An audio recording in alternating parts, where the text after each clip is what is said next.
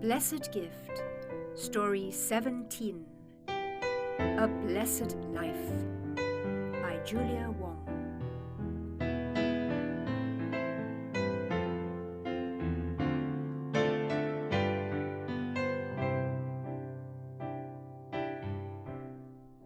In June last year, 2019, a few volunteers from the Alzheimer's Disease Association and I brought a group of elderly people and their family members for a visit to the National Museum of Singapore to see the exhibition Packaging Matters, Singapore's food packaging story from the early 20th century.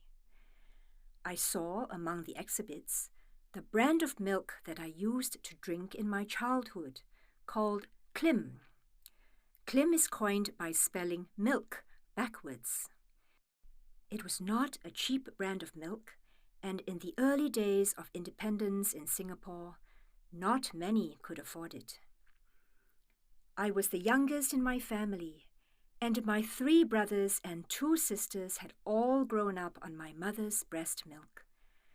Mother said I had refused to drink her milk and would only drink Klim. Fortunately for me, Father had been promoted that year, and our family circumstances had improved, and so Mother said I had a blessed life. Milk was not the only uncommon thing between my siblings and me. Another uncommon thing was that I was born with a hole in the heart.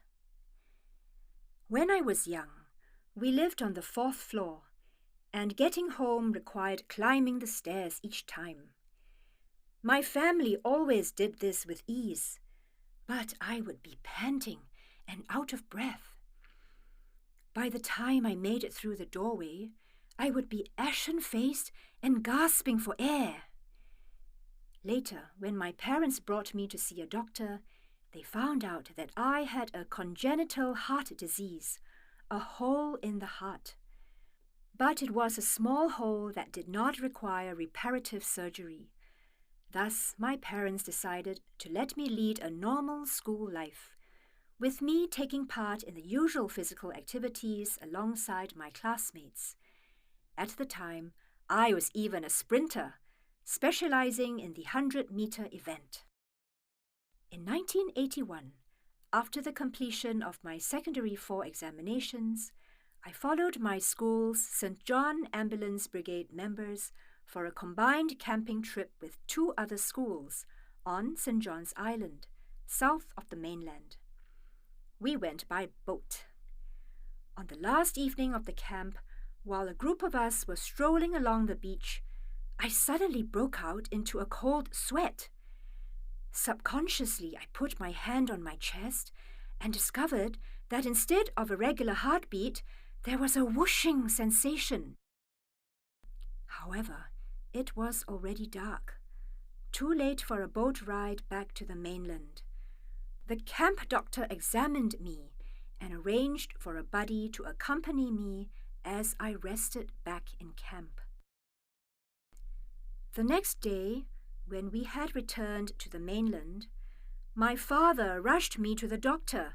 This doctor discovered that one of my heart valves had ruptured and immediately arranged for me to be treated at the Singapore General Hospital. My main doctor was the distinguished Dr. Tan Ngo Chuan. He explained to my father and me that a heart valve could only be made with cardiac tissue, not tissue from any other part of the body. He was hoping that my cardiac tissue would be strong enough and suitable for making a heart valve. Otherwise, he would need to use either an artificial valve made of synthetic material or a heart valve from a pig to replace my damaged valve. However, the latter 2 options were less than ideal, as there would be risks after the operation. I would have to be put on lifelong medication or endure a heart valve replacement operation every 5 years. Would he be able to use my cardiac tissue to make a valve? He would only be able to make a decision during the operation itself. He would saw open my sternum and connect my blood vessels to a cardiopulmonary bypass machine that would ensure continuous blood circulation to my body. Only when my heart had stopped and the blood had been drawn away would he then be able to examine my cardiac tissue. Dr. Tan also said that all things being well, he would repair my heart valve by slicing a piece of my cardiac tissue to make a valve, and then sew it to the heart chamber, and at the same time patch up the hole in my heart. I was pre-admitted a week before the surgery to begin my hospital stay, having first to undergo a battery of tests and checks before the scheduled operation. At that time, in the Department of Cardiology, there was a young specialist named Dr. Tong Ming Chuan, who had been my father's student at Catholic High School. Having such a connection brought much comfort and assurance to me. During my time in hospital, apart from receiving visits from family and friends during the visiting hours, I was alone the rest of the time. Left to my own thoughts, I reflected upon my life and wondered if I would make it to my 17th birthday in just a few weeks. Alone in my hospital room, I pondered two issues repeatedly. Firstly, if my operation failed, would I get to heaven? What made one good enough to enter heaven? I did not have an answer. What I did know was that it did not involve having a university degree or a successful career. In fact, I had a profound realization that nothing I acquired here in this life could be taken to the next. Secondly, if the operation was successful, how would I go about spending my days after my recovery? For me at 17, in the golden years of my youth, the most imminent issue concerned my studies. However, if entering heaven did not require paper qualifications, a successful career, or status, why should I even pursue further education? In fact, what was the purpose of education? Was there something else of greater meaning that was waiting for me? Faced with the real, imminent prospect of meeting death, the most pressing issue for me was, is Jesus the true God? Is my faith in the Catholic Church merely a self-deceptive spiritual crutch? Thanks be to God. 2 nights before my surgery, I woke from a deep sleep, and through my half-opened eyes, I saw Mother Mary standing by the window of my room. I thought that as I had been praying the rosary so frequently and asking for Mother Mary's intercession, because of our spiritual closeness, I must be seeing a vision. Yet, to say that I would be able to see the Blessed Lady simply by praying the rosary, would that not be the greatest motivation for everyone to start praying it? But at that moment, I knew that Mother Mary had come to visit me. The tranquility in my hospital room and the peace that I felt in my heart were indescribable.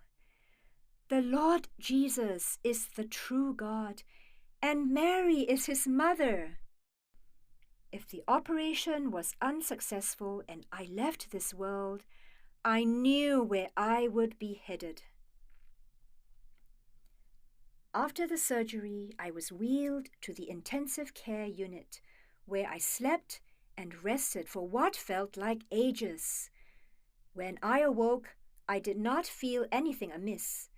But all of a sudden, the medical device monitoring me started beeping an urgent alert. Dr. Tong Ming Chuan, who was on duty, rushed in with a team of nurses, bringing with them yet another medical device. I lay on my bed, conscious but calm, as I watched them pulling me back from the brink of death. Apart from that one medical crisis, the rest of my recovery went smoothly. I had only applied for a month of medical leave from school, so after that month, I returned to my classes in my junior college. More importantly, my new heart valve had been made out of my own cardiac tissue, and so I neither needed lifelong medication, nor would I need to bear the risks of undergoing heart valve replacement surgery every 5 years. I know that even if I had the means to pay for the services of the best surgeon in the world, whether or not my cardiac tissue would be deemed good enough was in the hands of my Creator God, and only God could make it possible for me not to need the services of the best surgeon ever again. I know that my life is under the Lord's care and protection. To this day, my heart has not had any other incident, and I have even survived 3 pregnancies that gave me my 3 healthy and lively children. Thanks be to God. Looking back on the time before my hospitalization for the surgery, I had looked fine on the outside, and yet suffered a problematic heart within. When I was discharged from the hospital after surgery, I bore a deep scar on the outside, as the doctors had sawn open my sternum. But within me, my heart had been repaired. However, what surprised me was that I felt that my whole attitude towards life had changed. I felt detached from the secular world and its promise of fame, fortune, and pleasure. I wanted to opt out of the rat race, not because I wanted to be lazy, but because I really felt no motivation to compete in work and career, just to amass wealth and status. It is no longer I who live, but Christ who lives in me. This verse from chapter 2 of St. Paul's letter to the Galatians touches me deeply. Having had to stare death in the face, I am well aware that my life is not within my control. My first life may have been a blessed life, but this second life, given to me by Jesus Christ, rightly belongs to Him. I must emulate the Apostle St. Paul in striving to live out my life as a disciple of Christ.